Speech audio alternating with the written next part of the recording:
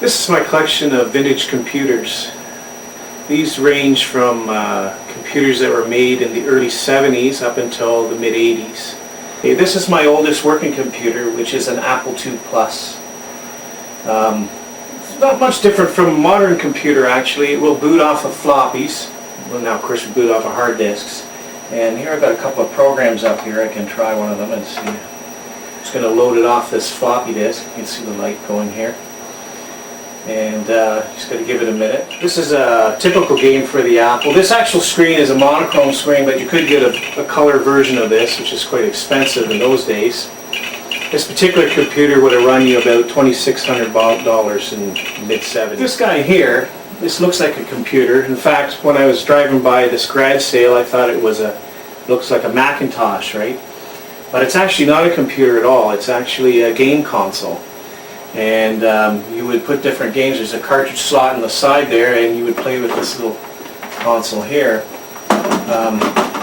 These guys are actually quite rare. To come across one of these, you know, what I paid for it was a few dollars. It's actually a really good deal because I think on eBay these go for several $100s. Okay, this one over here is a Commodore PET. Back in high school, first computer I ever seen was actually a PET. So this one is a little bit dear to my heart because this is the first type of computer I've ever worked on. It uses a language called BASIC, which is a very simple language, which is a good thing to start programming with. And the next computer here is a VIC20. This was one of the simplest computers you could get in the early 80s. It was one of the best values for your money at that time. And Commodore sold quite a few of these. The next one over here is a Commodore 64, and this was actually my favorite computer in the collection because I spent a lot of hours on this thing when I was 17 or 18. This computer here, for its time, was quite a remarkable machine. It only has 64K of memory, but you could run games that for years could not be run on IBM PCs. It came with extremely good graphics, and it came with really excellent computer sound. Here is a Commodore 128, which is a successor to the Commodore 64. It's actually three computers. It's 128, which is what I've got it booted up into here.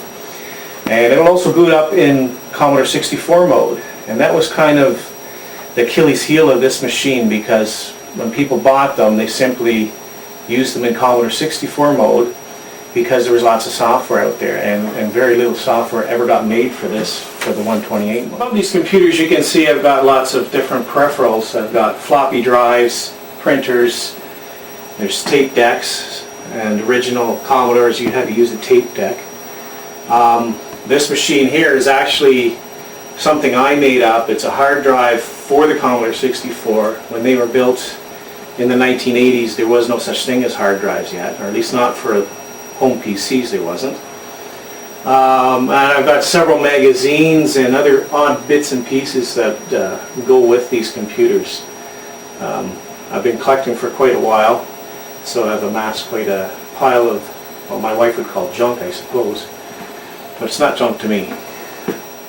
This is actually my oldest computer, and this dates from 1974. Unfortunately, it's not working at the moment. It's made by a company called Telecom, which many of you might know, and it consisted of a motherboard and several of these cards, daughter cards they would be called.